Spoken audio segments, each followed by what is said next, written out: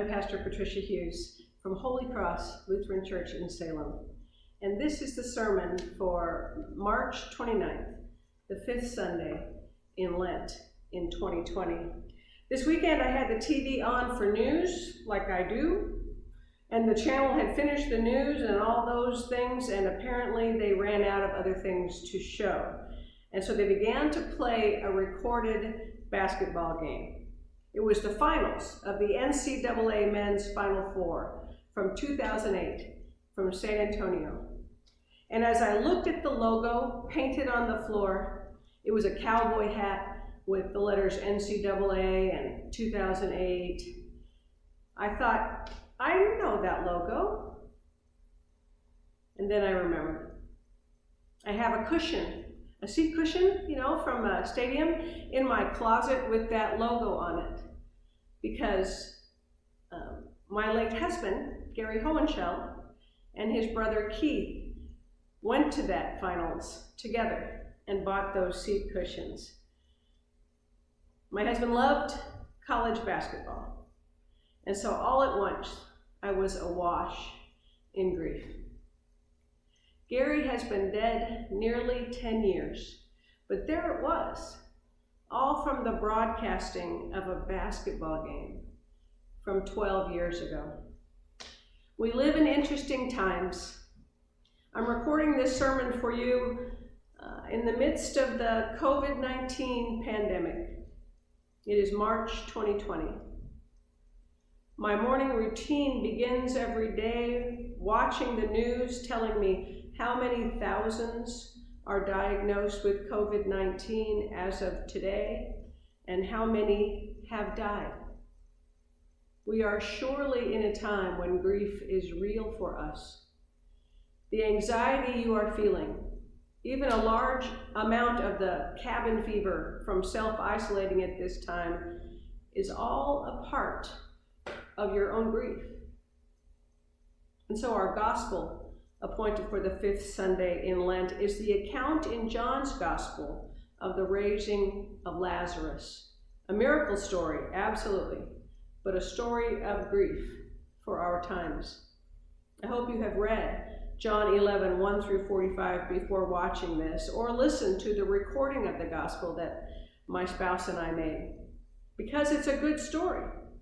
It's a story of friendship and life and death. Jesus' life hasn't got a lot of minutiae accounted for.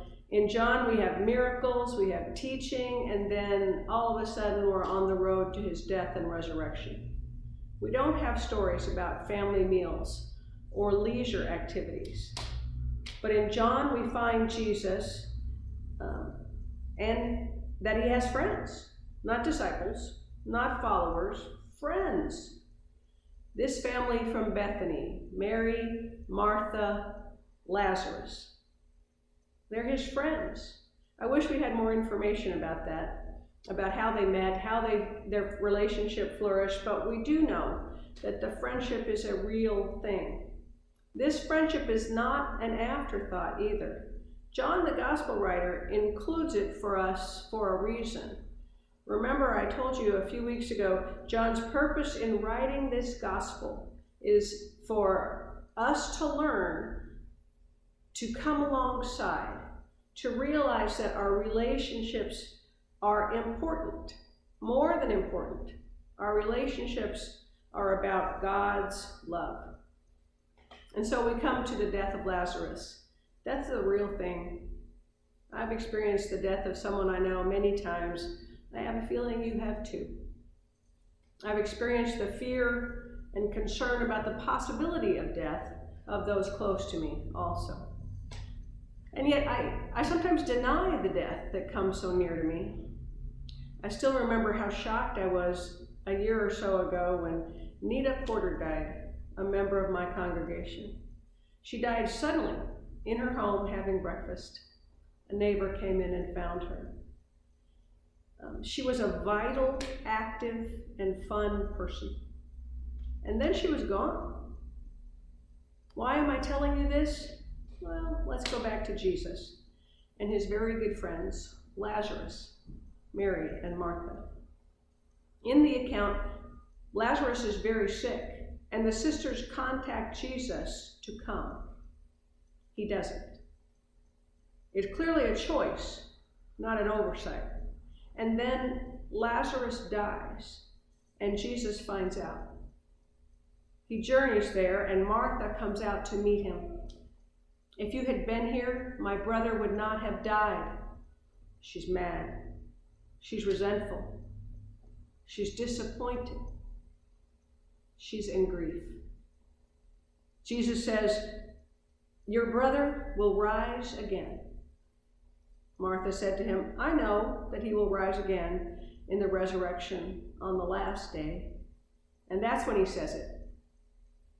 I am the resurrection and the life. Those who believe in me, even though they die, will live. And everyone who lives and believes in me will never die. Do you believe this? She said to him, yes, Lord, I believe that you are the Messiah, the Son of God, the one coming into the world.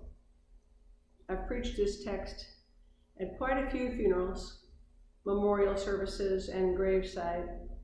I think I preached it at Nita's, because when we're being honest with ourselves, we know very well how Martha feels.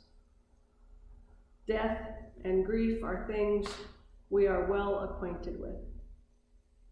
During this time of the COVID-19 epidemic, I think we are feeling it even more often in the daily reports, in the isolation from friends, family, and co-workers. Feel the grief, my friends. It's okay.